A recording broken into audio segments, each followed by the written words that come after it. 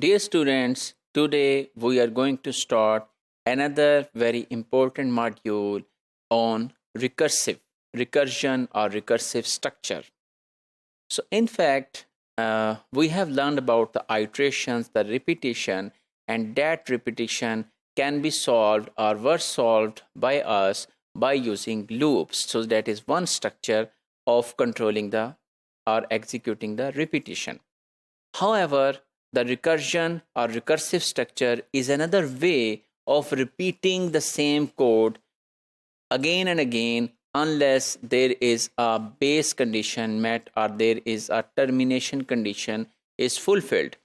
So in recursive structure, we will be mainly discussing today the binary search algorithm. So we will be implementing binary search algorithm using recursion. So recursion is alternative way of loop paradigm. This also helps to repeat, and then loop execute set of instructions and then again execute set of instruction, then again execute set of instruction, and so on. However, recursion doesn't follow or execute in this matter. Recursion first execute some instructions, and within those instructions it again execute the set of instructions. Within those instructions it again execute the set of instruction. So do not be confused. I am going to give you a very simple example. You are having a phone of your friend, and that friend is talking with you. At the same time, you receive another call from your dad. So what you will do? You normally go, you first will tell your friend that there is another call and you should hold. So within that execution of the call with your friend, you are putting that call on hold and you are starting another call with your dad. And once that call is terminated, finished, you are coming back to the call of your friend. So you are actually executing call to a dad or call to a friend 2 times, but that thing is not in a way as loop executes, that you are not finishing one call first and then you are moving towards second call and finishing that call first. So you are generating or initiating the call within the call. So this means that set of instructions are going to be executed, and that set of instruction will generate another set of instructions of the same function which will be executed repeatedly. So what is a binary search algorithm which we will be following or using or going to execute using the recursion? So we have, first of all, we have a sorted list of numbers or names at the moment, and we want to search within those sorted lists. So one possibility could be that we start from first element and ends until the last element, as we did with the sequence searching in previous module. However, here as it is already sorted, so this means that you can get to the required information very effectively and efficiently if you follow certain procedure. And that procedure resembles to the procedure when you search a term in the dictionary.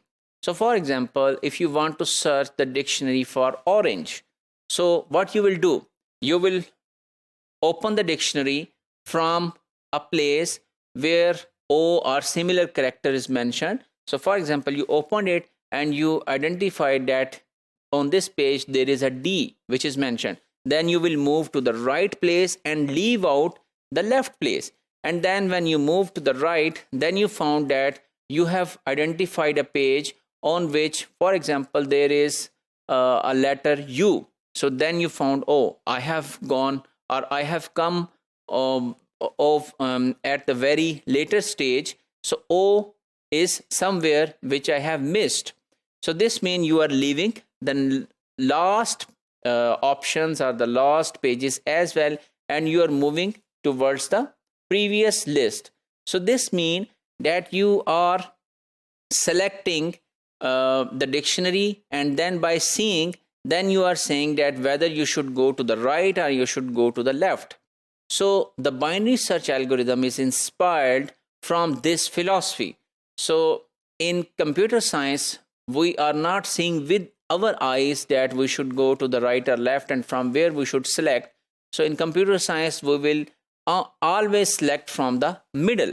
So this means you will always open the dictionary from middle, and depending upon your query, you will go either to the left or to the right. So for example, if you go to the right, then that right portion is your actual dictionary, and then you are again selecting from the middle of that sublist and moving forward. So let's have a practical example of seeing that how it happens. We have an original list of all of these persons: Alice, Bob, Carol, David, and so on. And these are basically about 15 names: 1, 2, 3, 4, 5, 6, 7, 8, 9, 10, 11, 12, 13, 14, 15. Yes, it's 15 names. So we will select the middle name, which is Harry, and we actually wanted to search John. So this is our query. So we will select Harry, and we will see that whether H is greater than J or not. So we found that J should be somewhere in this list. So we ignored the list which is available upward, this one, as we did in the dictionary, and we selected the list Iron, John, Kelly, and so on.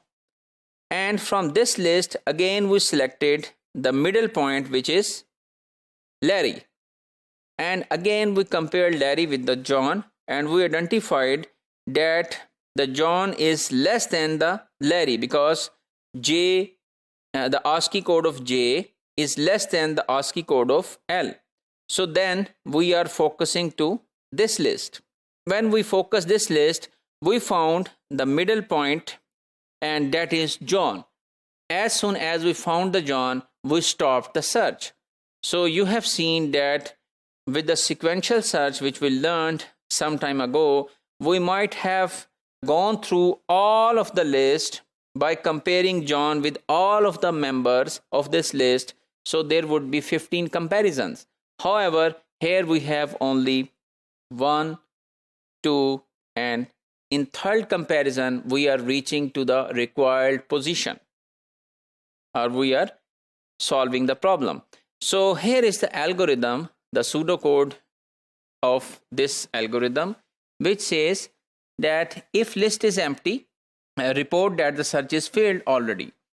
So this is one condition which we will be learning further in the next module as well. And then we are saying that select the middle entry in the test entry, and if the test entry is equal to the target and value as shown in the previous example about John, so then report that search is successful, and that's it. If the target value is less than the test entry, then you search the portion of list preceding test entry of target value, and if the target value is greater than test entry, then search the portion of the list following the test entry. So we have written the same procedure which we have talked about in the last 2 slides, and a little bit more formal representation would be like this, that if the list is empty, stop, then get the middle entry into the test entry. If the test entry is equal to target, it's okay. Otherwise, go to the portion of the preceding. If target value is less than or target value is greater than test entry, then go to the following position. And in each of the position, we are again calling the function which we have defined as search. So in each of the iteration, we are sending it a list and the target value. And in the first time, the list was the actual list of 15 elements, but in the next time, that list will contain only the sublist. So this means after first step, in the previous example, let's have a look on it. So in this step, the search function will have only this as a sublist, not the whole one. And in the next example, only this will be passed as a sublist. So this means at every time we are passing only the sublist to this search function again, and then it is terminating where it finds the list is empty. So we have not talked about the list is empty statement in detail, which we are going to cover in the next module, that how this algorithm will finish. So if we summarize today's module, we have learned about the recursion, and we have seen what is recursive structure, what is binary search algorithm, and we have seen with example that how binary search algorithm works, and then we have written proper pseudocode, the function of binary search algorithm.